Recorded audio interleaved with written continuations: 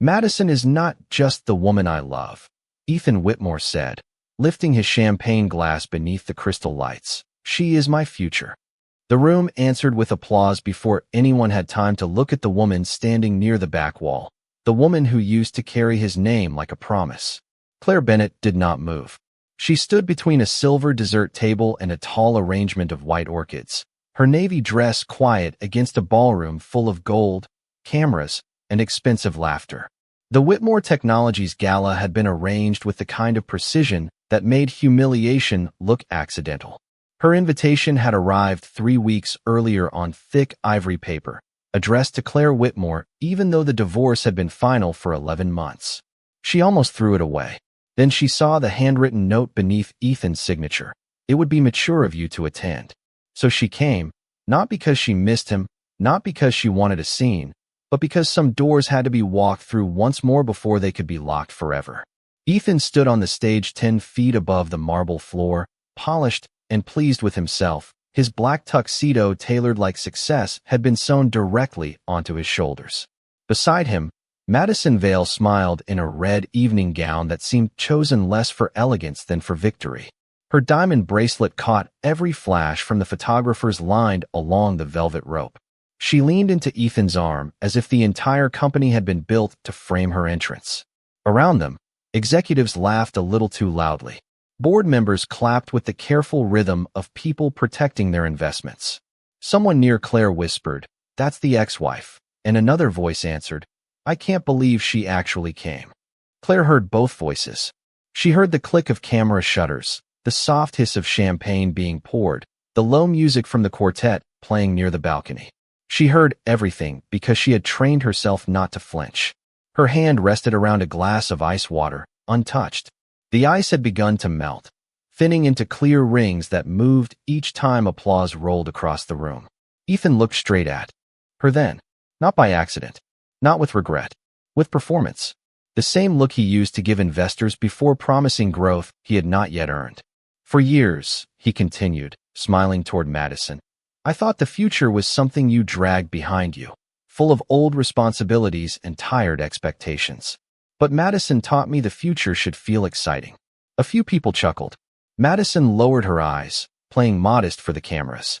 Claire's expression did not change, but somewhere under her ribs, an old ache opened its eyes. Old responsibilities.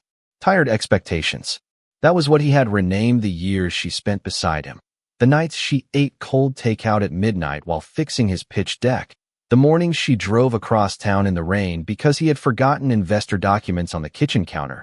The savings account she emptied when payroll was short and he was too proud to ask his father for help.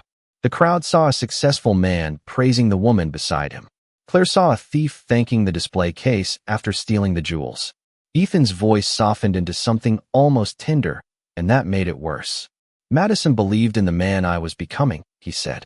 "And tonight, as Whitmore Technologies steps into its boldest chapter, I want everyone to know who will be standing beside me." Madison lifted her chin. The applause came again, warmer this time, fuller, obedient. Claire placed her glass on a nearby table. The bottom touched the wood with a small, clean sound. No one noticed. No one saw the way her fingers released it slowly, as if setting down the last fragile thing she had carried from that marriage. In her black clutch, beneath a folded napkin and a tube of pale lipstick, rested a silver envelope with her real name embossed across the front, Claire Bennett. Inside was an invitation Ethan had not seen, to a special shareholder meeting scheduled for Monday morning at 9 a.m. Eastern Time. The company seal glimmered faintly under the ballroom lights each time her bag shifted against her palm. Ethan believed tonight was a coronation. He believed Madison was his future because she looked beautiful under chandeliers and never reminded him of the debts beneath the marble. He believed Claire had come to watch from the edges, to understand her place, to accept that she had been replaced by something brighter. Claire looked at him for one long second, not with anger, not with longing, but with the distant calm of a woman reading the final page of a book she no longer needed to keep. Then she looked at Madison, at the diamonds, the cameras, the triumphant tilt of her smile, and felt nothing sharp enough to wound her.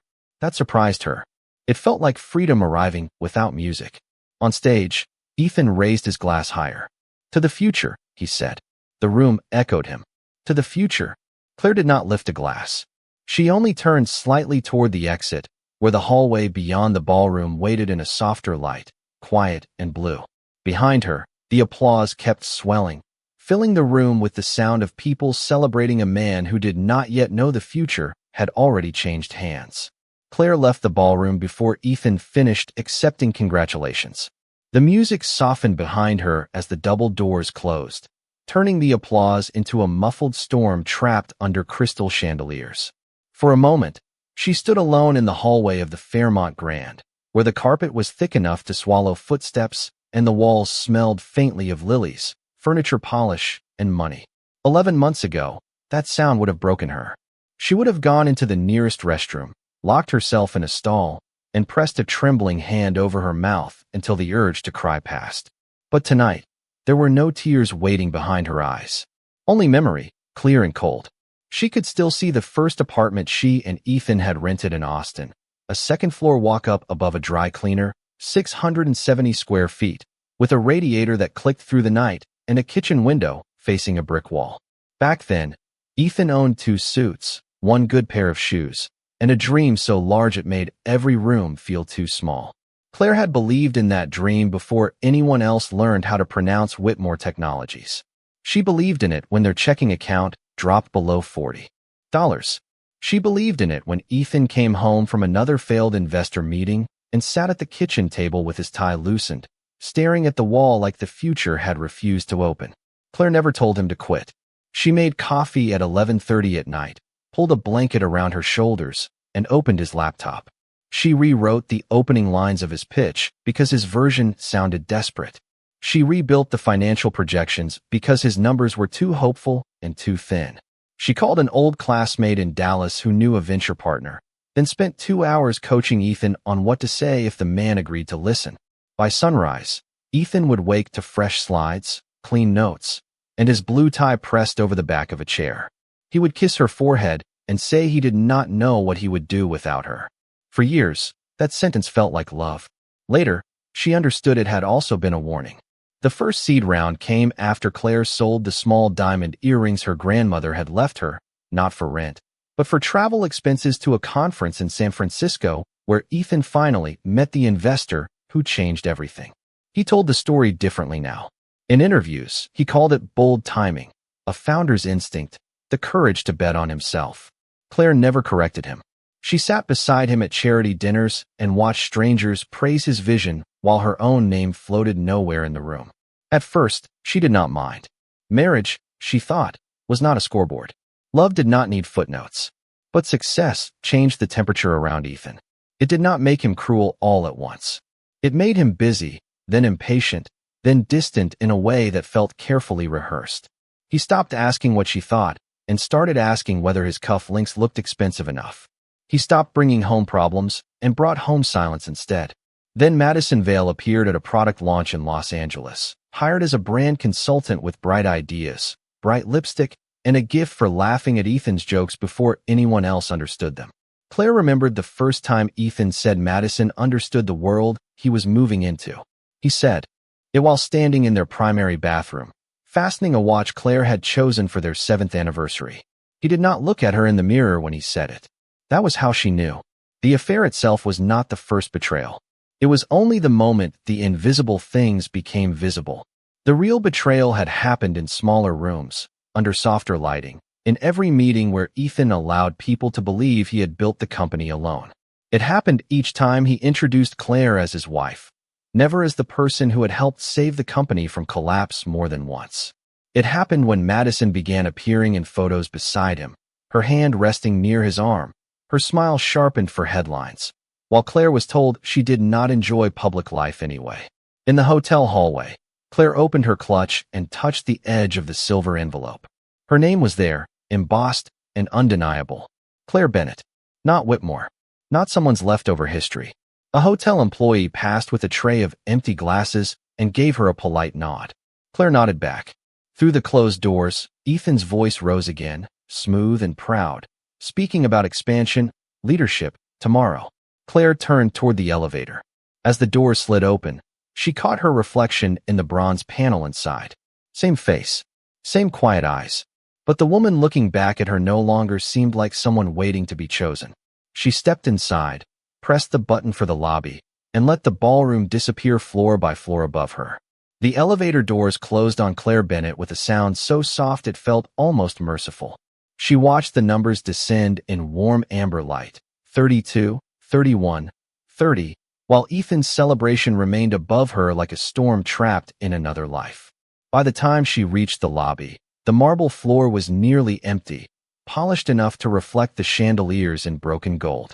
Outside, downtown Austin glowed after a brief spring rain, the pavement shining under streetlights, the air smelling of wet concrete and night-blooming flowers from the hotel planters. Claire did not call a car right away. She walked past the concierge desk, past the glass doors, and stood beneath the covered entrance where valet attendants moved quietly between black sedans. Her phone buzzed once in her clutch. Then again. She already knew who it was before she looked. Ethan. The first message appeared without warmth. Leaving already? The second came less than a minute later. I hope tonight did not make things awkward. Claire stared at the words until the screen dimmed. Awkward. That was the word he had chosen for public humiliation wrapped in champagne and applause. Not cruel. Not unnecessary. Awkward. 11 months earlier, he had used the same careful language at La Marchelle, the French restaurant where they had celebrated their 5th wedding anniversary. He reserved the corner table by the window, the one Claire used to love because it looked out over Congress Avenue and made the city lights feel close enough to touch. She had arrived wearing a cream coat, thinking perhaps he wanted to talk about saving what had become quiet between them. Ethan was already seated when she came in. His phone lay face down beside his water glass. 2 folders rested on the table where dessert menus should have been. He stood to kiss her cheek, missed slightly, and blamed the angle. Claire remembered the smell of lemon butter from a nearby table, the low murmur of couples leaning toward one another, the waiter asking whether they wanted sparkling or still water. Ethan ordered for both of them without asking. Then he slid the first folder across the white tablecloth. I think we both know this has not been working, he said. His voice was gentle in the way people are gentle when they have already made the decision alone. Claire did not open the folder immediately. She looked at his hands instead. No wedding ring. The pale line where it had been was still visible. How long? She asked. Ethan exhaled, as if her question disappointed him. This is not about that. But it was. It was about Madison, sitting 3 tables away in a charcoal coat, pretending to read the wine list while the diamond on her right hand caught the candlelight. It was about the private smiles Claire had noticed at company events, the late meetings, the sudden password changes. The way Ethan had begun saying my team when he meant Madison. Claire opened the folder. The divorce agreement was neat, efficient, almost bloodless. She would receive a settlement large enough to look generous to strangers and small enough to protect Ethan's pride. No advisory credit. No founder recognition. No mention of the unpaid work she had poured into the company before it could afford paid employees. Just a number, a signature line, and a clause asking for discretion. Ethan watched her read. I do not want this to become ugly, he said. Madison shifted at her table, not looking up. Claire turned one page, then another. Her face stayed calm, but under the table, her left hand curled once around the napkin in her lap. Not from rage. From the strange final sadness of realizing the man across from her had mistaken her silence for emptiness. You will be comfortable, Ethan added. And honestly, Claire, you never liked this world. The galas, the cameras, the pace. Madison understands where I am going. Claire looked past him to the window. A bus moved through the rain outside, its headlights streaking across the glass. For a moment, she saw their old apartment reflected there, the kitchen table covered in invoices, Ethan asleep with his head on his arms, her own hands typing until dawn. Then the reflection vanished, replaced by her own face. Still, pale, awake. She picked up the pen. Ethan seemed relieved too quickly. That relief told her everything. She signed where the yellow tabs instructed her to sign. Her married name looked foreign beneath her fingers, as if another woman had written it.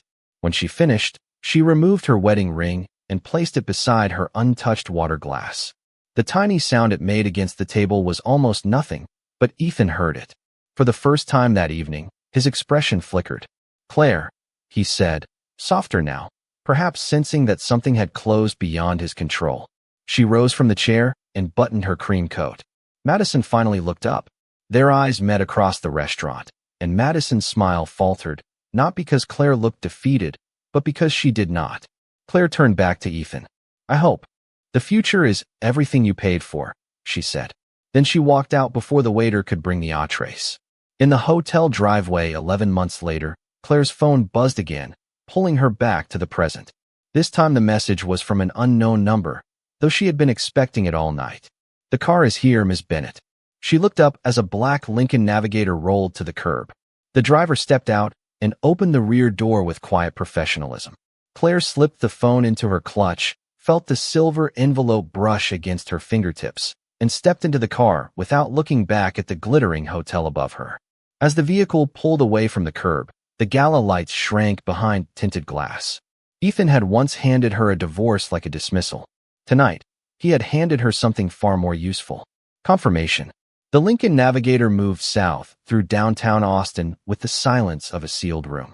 Rainwater slipped along the windows in thin silver lines, turning traffic lights into soft red and green ghosts. Claire sat in the back seat with her hands folded over her clutch, the silver envelope resting beneath her fingers like a pulse. The driver did not ask questions. That was one of the first luxuries Claire had learned to appreciate after the divorce. Silence that did not demand explanation. When the car crossed the Colorado River, she looked at the dark water below and remembered the first apartment she rented after leaving Ethan. It was not glamorous. It was a one-bedroom unit on the 5th floor of a renovated brick building in East Austin, 720 square feet, with old hardwood floors that creaked near the kitchen and a balcony just wide enough for one chair and a small basil plant. The refrigerator hummed too loudly at night. The shower took 3 minutes to warm. The bedroom had no custom closet, no marble vanity, no framed photographs from corporate events where she had smiled beside a man already learning how to erase her. And yet, the first morning she woke there, Claire opened her eyes to pale sunlight crossing the bare floor and felt something she had not felt in years. Space. No. Footsteps in the hallway. No phone buzzing with Ethan's schedule. No Madison's name appearing in messages she was not supposed to notice. Just the distant sound of a train, the smell of coffee, and her own breathing. She started over without announcement. She changed her bank accounts. She changed her email signature. She signed the lease as Claire Bennett, and the leasing agent did not pause, did not recognize her, did not attach her to Whitmore Technologies. That small indifference felt like mercy. During the day, she worked as a contract consultant for companies too small to afford famous advisors and too desperate to care that her last name had recently been dragged through quiet gossip. At night, she studied financial restructuring, venture debt, governance rights, and hostile takeovers until the blue light of her laptop made the apartment windows look black. She made toast for dinner when she forgot groceries. She bought coffee from the corner shop downstairs because the young barista remembered her order after the third visit and never once asked whether she was okay. Some mornings, she walked 2 miles around Lady Bird Lake before sunrise, her sneakers tapping against the trail, her breath visible in winter air, her mind arranging numbers with a calm that felt almost sacred. She did not post sad quotes. She did not explain herself to mutual friends who invited her to lunch only to collect details. She did not correct the people who said Ethan had been generous, because she had learned that people who worship polished surfaces rarely kneel to inspect the foundation. Instead, she built. Quietly. Precisely. She reviewed old contracts and saw patterns she had once been too emotionally exhausted to name. She found investors Ethan had dismissed as cautious and discovered they had been right. She spoke with founders who reminded her of who Ethan used to be before applause became a language he trusted more than truth. Month by month, her apartment changed. A real desk replaced the folding table. A framed print of the Texas Hill Country replaced the blank wall. The basil plant survived, then multiplied into rosemary, thyme, and a small lemon tree that never produced fruit but kept growing anyway. Claire understood it more than she expected to. Growth did not always look dramatic. Sometimes it looked like staying alive in a new pot. The loneliness came, but it did not destroy her. It arrived at ordinary times, in the grocery store when she reached for the cereal Ethan used to like, or at 6:30 in the evening when the city turned gold and she remembered waiting for him to come home. But grief, she discovered, had edges. It could be held. It could be folded. It could be placed beside discipline and carried without letting it drive. By spring, her consulting work had become too large for one person. By summer, her name had begun moving through rooms where Ethan's name no longer opened every door. Not loudly, not publicly, just one quiet recommendation after another. A founder in Dallas told a partner in New York. A retired banker in Houston forwarded one of her memos to an old friend. A board member in San Francisco called her analysis the cleanest work she had seen in 10 years. Claire saved every dollar she could, not because she was afraid of being poor, but because control had become a form of peace. She stopped measuring her worth by who stood beside her at galas. She measured it by how steady her hands were when she signed her own name. Tonight, as the navigator turned onto a quieter street and the skyline drifted behind her, Claire opened the silver envelope again. The paper inside carried the crest of Pierce Meridian Capital and the formal language of power: special shareholder meeting, executive restructuring, voting authority, controlling interest. Her name appeared not as a guest, not as an ex-wife, not as a footnote beside Ethan's rise, but as the appointed chair of the restructuring committee. Claire traced the letters once with her thumb.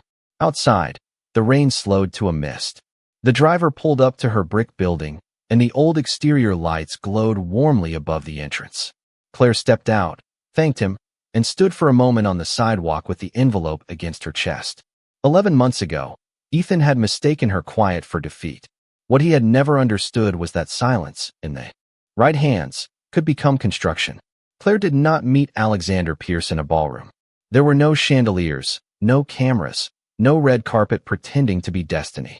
She met him on a Tuesday morning in a private conference room on the 27th floor of a limestone building in downtown Dallas, where the windows looked out over the city in clean, quiet rectangles, and the coffee was served black unless someone asked for cream.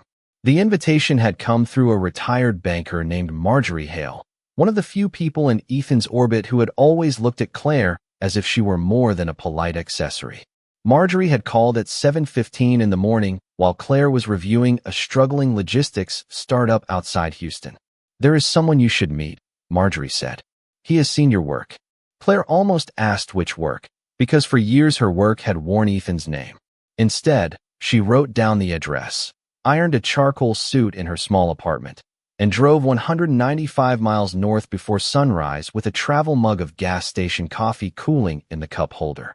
Pierce Meridian Capital did not announce itself loudly. The lobby had stone floors, a security desk, and a single brass sign mounted beside the elevator bank. No motivational slogans. No founder portraits. No wall of magazine covers. Claire noticed that immediately. Real power, she was learning, often had no need to introduce itself twice. Alexander Pierce was already in the conference room when she arrived. He was in his late 50s, tall, composed, with silver hair and the kind of stillness that made other people lower their voices without being asked. He did not offer charm as currency. He offered his hand, said her name correctly, and gestured toward the chair across from him. On the table between them lay a stack of printed documents, each clipped with colored tabs. Claire recognized the formatting before she saw the words. Her pulse moved once, not fast, just deep. The first document was Whitmore Technologies' original seed round deck. The second was a restructuring memo from the year the company nearly missed payroll. The third was a market expansion plan Ethan had presented in San Francisco and later called the turning point of his career. Alexander opened the first page with care. "I have heard Ethan Whitmore tell the story of this company at least 6 times, he said. "The problem is, the voice in these documents does not sound like him." Claire kept her hands folded in her lap. Outside the glass, traffic moved along the streets below in thin, orderly streams. "Companies evolve," she said. Alexander looked at her for a moment, then turned another page. "That is a diplomatic answer." She said nothing. He tapped a section of the financial model with one finger. "This assumption saved the first raise. This risk note probably prevented a bad warehouse lease. This customer retention strategy appears almost word for word in the board memo that stabilized the company 2 years later." He looked up.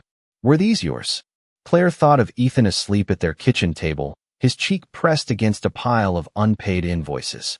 She thought of her grandmother's earrings in a velvet box, the jeweler weighing them under bright, white lights. She thought of all the rooms where men praised Ethan for discipline he had borrowed from her. "I was his wife," she said quietly. "I did what needed to be done." Alexander did not smile. "No. A spouse reminds someone to eat dinner. A spouse helps choose a tie. This is not that." He pushed the documents toward her, not accusing, not flattering, simply placing the truth within reach. "This is executive judgment." The words landed with a strange weight. Not praise exactly. Recognition. Claire looked down at the pages. For years, she had treated her own competence like furniture in a shared house. Useful, necessary, and invisible until someone moved out and noticed the rooms were empty. Now a stranger had placed it under bright light and called it by its real name. Alexander leaned back. Pierce Meridian is preparing to acquire distressed positions in several mid-market technology companies. I need someone who understands how founders hide weakness behind confidence. Someone who can read a balance sheet and the silence in a boardroom. Claire lifted her eyes. "And you think?" "That is me." "I know it is you," he said. "The question is whether you are ready to stop donating your instincts to men who call them luck." There was no softness in the sentence, but there was no cruelty either. It was a door opening without decoration. Claire did not answer immediately. She turned one page, then another, seeing her own old notes in the margins, her own quiet corrections, the architecture of a life she had been told was merely supportive. Her phone sat face down beside her notebook. Ethan had not called in weeks. Madison's photo had appeared in another business magazine that morning, standing beside him under a headline about bold new leadership. Claire had seen it while waiting in line for coffee and felt only a distant, tired amusement. In that Dallas conference room, the amusement disappeared, replaced by something steadier. Alexander slid a slim folder across the table. 6-month advisory contract. Full authority over due diligence on selected targets. Compensation is listed on page 4. If you are as good as these documents suggest, we will discuss partnership before the year ends. Claire opened the folder. The number on page 4 was more than Ethan had offered her in the divorce settlement for years of unpaid labor. She did not gasp. She did not thank him too quickly. She read every line, including the termination clause, the confidentiality terms, the equity incentive, and the voting limitations. Alexander watched her the way serious people watch serious decisions. When she finished, she picked up the pen. This time, the signature line did not feel like surrender. It felt like a key turning. She wrote Claire Bennett with a steady hand. Alexander stood, buttoning his jacket. "Welcome to Pierce Meridian." Claire rose as well. Through the window, Dallas glittered under hard morning sun, bright, sharp, unapologetic. For the first time in a long time, she did not feel like a woman recovering from someone else's departure. She felt like a woman arriving. By the end of her 6-month contract, Claire Bennett knew more about wounded companies than most executives knew about healthy ones. She learned that failure rarely arrived as one dramatic collapse. It came dressed as optimism, hidden in delayed vendor payments, overconfident forecasts, private side deals, and boardrooms where nobody wanted to be the first person to sound afraid. At Pierce Meridian, she was not asked to smile beside anyone. She was asked to see clearly. So she did. She read loan agreements at 5 in the morning with coffee cooling beside her keyboard. She flew from Dallas to Chicago, from Chicago to Phoenix, from Phoenix back to Austin, carrying one black suitcase and a folder of questions sharp enough to quiet a room. She sat across from founders who spoke in slogans and waited until their voices ran out. Then she opened the numbers. Some hated her for it. Some respected her by the end. Alexander Pierce never praised her loudly, but after every meeting, he placed the hardest file on her side of the table, and Claire understood that trust, in his world, was not warm. It was precise. 3 months after she signed the advisory contract, he made her interim lead on distressed technology investments. 2 months after that, he invited her into a partner meeting without explaining why. The room had 12 leather chairs, a wall of glass, and one empty seat beside Alexander. No one asked whose seat it was when Claire walked in. They already knew. The target company that morning appeared on the screen under a neutral project name, North Star. Claire recognized the financial structure before the logo appeared. Deferred obligations, inflated customer acquisition costs, a brand expansion budget that made no operational sense. Then the final slide loaded, and Whitmore Technologies filled the wall in clean blue letters. No one in the room looked at her too quickly. That restraint told her Alexander had chosen these people well. He turned one page in his binder. We have accumulated a significant position through secondary purchases and debt instruments, he said. The company will need capital within 90 days. If we do nothing, they will seek emergency financing elsewhere. If we move now, we can control the restructuring. Claire kept her eyes on the screen. Ethan's company had grown brighter on the outside and weaker beneath the floorboards. After the divorce, he had chased visibility like it was revenue. Madison's branding campaigns had filled downtown billboards, airport lounges, and glossy magazine spreads. Whitmore Technologies sponsored conferences it could not afford, leased a new headquarters with a rooftop terrace, and hired executives with titles longer than their results. Ethan looked successful because he had learned to make success expensive, but expenses were not earnings. Applause was not cash flow. Claire saw the fracture lines in minutes because she had once held those beams together with her bare attention. Alexander asked, "Can you remain objective?" The question did not insult her. It honored the size of the assignment. Claire looked at the revenue bridge, the debt maturities, the executive compensation schedule. She noticed Madison's consulting firm listed under marketing services, billing nearly $80,000 a month. She noticed Ethan had authorized it personally. She noticed, and still her face stayed calm. "Yes," she said. "Objectivity is not the same as indifference." Alexander studied her for a moment, then nodded. The room moved forward. Over the next 8 weeks, Claire built the acquisition strategy with the quiet patience of someone repairing a clock no one else knew had stopped. Pierce Meridian purchased debt through 3 separate channels. It secured voting agreements from exhausted minority shareholders who no longer trusted Ethan's judgment. It offered bridge financing under terms that looked generous until one read the governance rights on page 27. Ethan's lawyers read them too late. His board, tired and frightened, read them with relief. To the public, it looked like rescue. To Claire, it looked like math finally telling the truth. Ethan never saw her name. Every letter came through counsel. Every document carried Pierce Meridian's crest. Every call was handled by people trained to keep their voices even. Once, late on a Thursday night, Claire sat alone in the Dallas office reviewing the final control schedule while rain moved against the windows 30 stories above the street. Her phone lit up with a social media alert she had not asked to receive. Madison had posted a photo from the rooftop of Whitmore's headquarters, her hand resting on Ethan's shoulder, the caption celebrating a new chapter and unstoppable leadership. Claire looked at the picture for 3 seconds, then returned to the spreadsheet. In one column, Ethan still appeared as Chief Executive Officer. In the next, after restructuring, that title had an asterisk beside it. The footnote was short. Subject to board review. By morning, the special shareholder meeting was scheduled for the Monday after the gala. The formal invitations went out in silver envelopes, thick paper, black ink, no emotion. One went to Ethan's office. One went to each board member. One remained on Claire's desk until Alexander stopped beside it. "You do not have to attend the gala," he said. Claire slid the envelope into her clutch. "I know." He looked toward the dark window, where Dallas shimmered below them. "Then why go?" Claire closed the clasp gently. "Because he still thinks the room belongs to him." The night of the gala, Ethan stood beneath chandeliers and toasted Madison as if the future were a woman in a red dress. Claire let him. She let the cameras flash. She let the applause rise. She let the whole room believe his version until it became useful. Now, sitting in her quiet Austin apartment after midnight, the silver envelope open on her desk, Claire reviewed the agenda for Monday morning. Appointment of restructuring committee. Removal of conflicted vendors. Review of executive authority. Election of chair. Her name appeared at the bottom, simple and unadorned. Claire Bennett. Outside, the city dried after rain. Inside, the basil plant leaned toward the window, still growing. Claire turned off the lamp, leaving the papers in moonlight, and for the first time that night, she allowed herself the smallest breath of peace. Ethan had called Madison his future in front of everyone.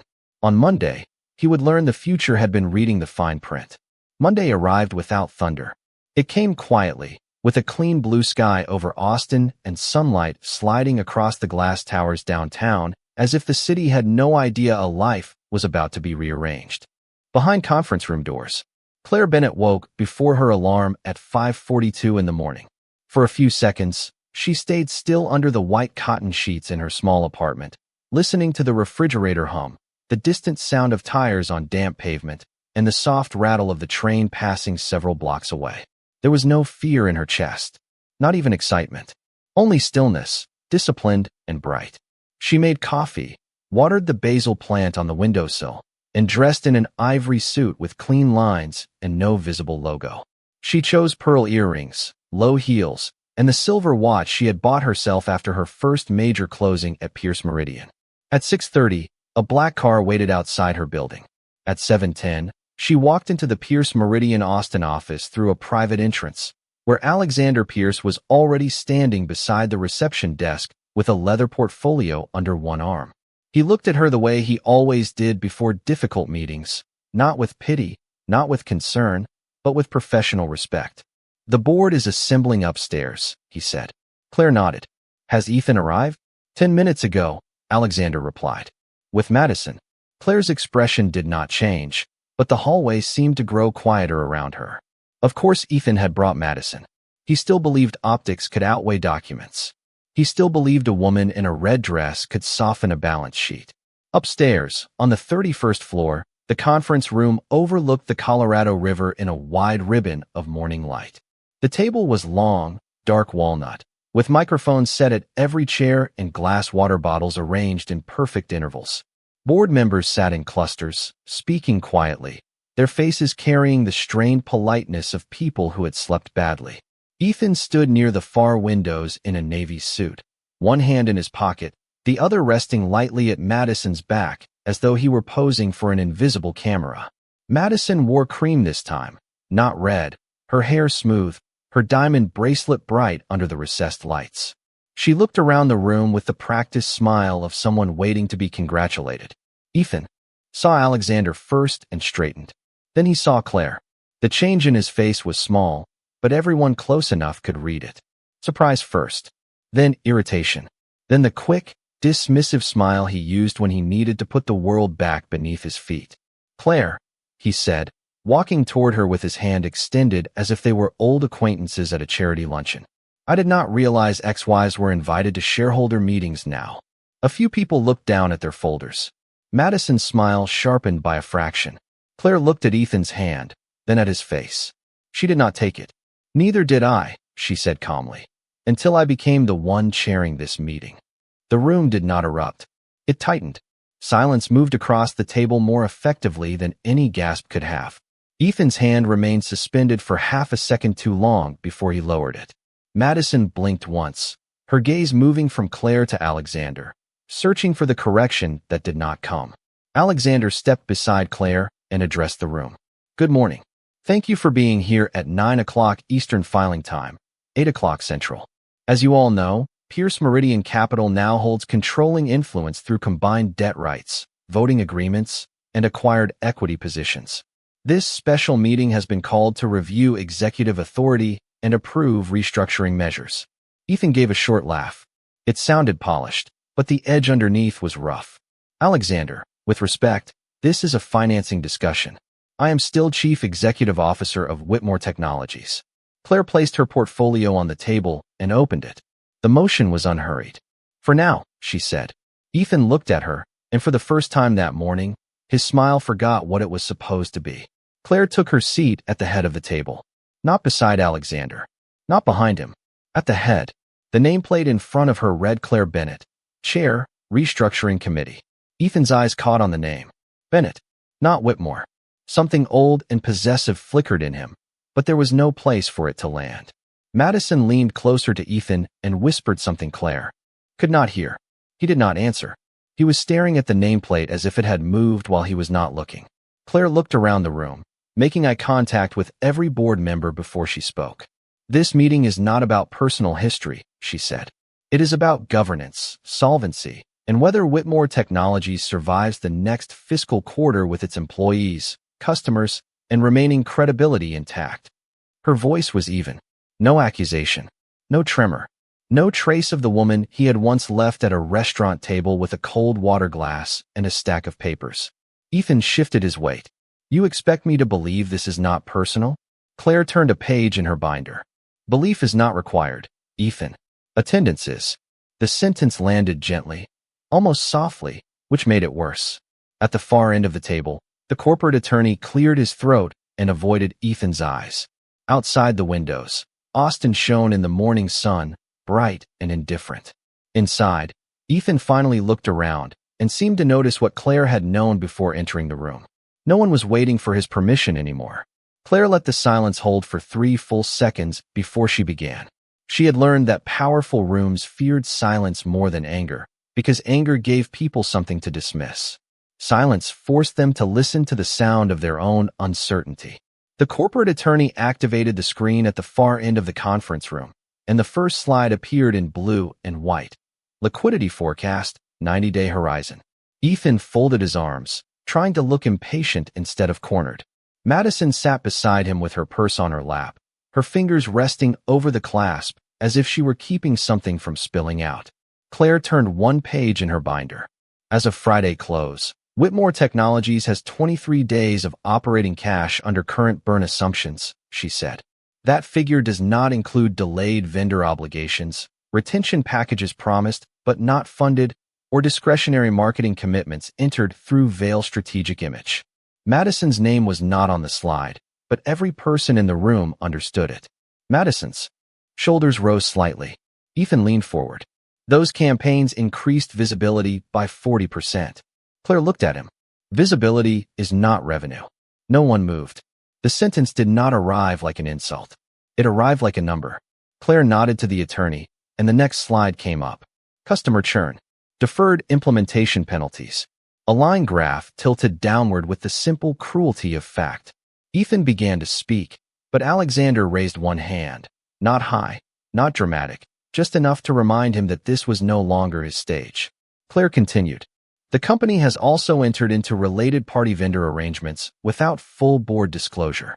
The largest of these is a monthly consulting agreement billed at $78,500, plus event expenses, travel, and image placement fees.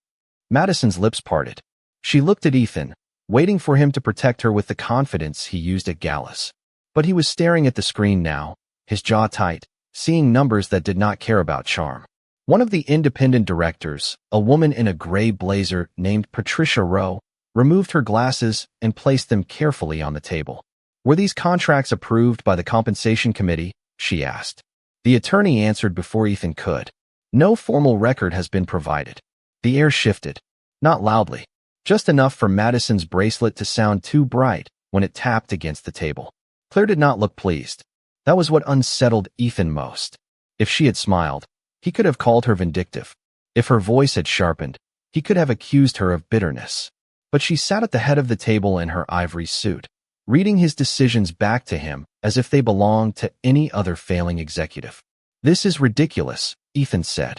You are reducing a growth strategy to a few uncomfortable months. Claire turned another page. No, Ethan. I am separating growth from performance theater. A man near the middle of the table coughed once and looked down. Madison went still. Ethan's face changed color, not dramatically, but enough to reveal that the words had reached the private place where pride lived.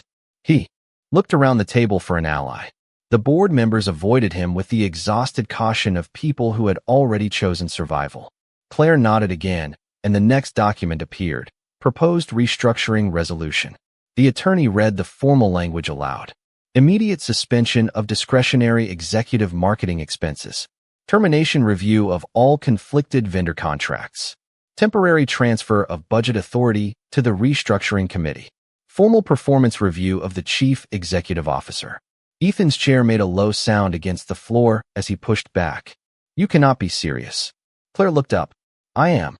This company has my name on it. It also has 412 employees who do not deserve to lose their paychecks because your name became more important than the company. That was the first sentence that sounded almost personal, and even then, it was quiet. Ethan stood behind his chair, one hand gripping the top rail. Madison reached for his sleeve, but he did not notice. You planned this, he said. You came to that gala knowing exactly what this was. Claire closed the binder halfway. I came to the gala because you invited me. His mouth tightened. Across the table, Alexander watched without interfering. This was Claire's room now, and everyone knew it. The attorney began the vote. One by one, the board members approved the resolution. Patricia Rowe said yes first. 2 others followed. Then the debt representative. Then the minority shareholder proxy. Each yes landed softly, but Ethan seemed to feel them all. Madison withdrew her hand from his sleeve and placed it back in her lap. When the final vote was recorded, the attorney cleared his throat. The resolution passes. The screen changed one last time. Interim governance structure. At the top sat the restructuring committee.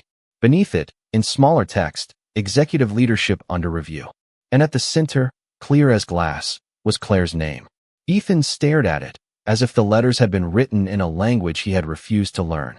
Madison leaned back, her practiced expression gone, replaced by the pale calculation of someone realizing the room no longer reflected her. Claire gathered the papers into a neat stack. Effective immediately, all major expenditures require committee approval, she said. Executive communications will be reviewed before release. Human resources will receive instructions by noon Central Time. Payroll is protected. Customer contracts will be prioritized. The company will continue, but not as a stage. Ethan looked at her then, really looked, and the polished contempt he had carried into the room finally cracked into something smaller. "You did this to ruin me," he said, his voice low enough that only the table could hear. Claire stood. Her chair made no sound. She looked at the man she had once loved, the man she had once saved so often he mistook rescue for his own strength. "No," she said. "You did this by confusing loyalty with weakness. I only stopped covering the cost." Outside the windows, the river moved under the morning sun, bright and indifferent, carrying the light away. The meeting ended without a dramatic sound. No slammed doors, no raised voices strong enough to travel beyond the glass walls. No scene for the receptionist outside to repeat later in careful whispers. It ended with signatures, saved files, gathered folders, and the quiet rearrangement of power. Board members stood one by one, avoiding Ethan's eyes with the same politeness they once used to flatter him. Patricia Rowe paused beside Claire, shook her hand, and said, "Thank you for keeping the company alive."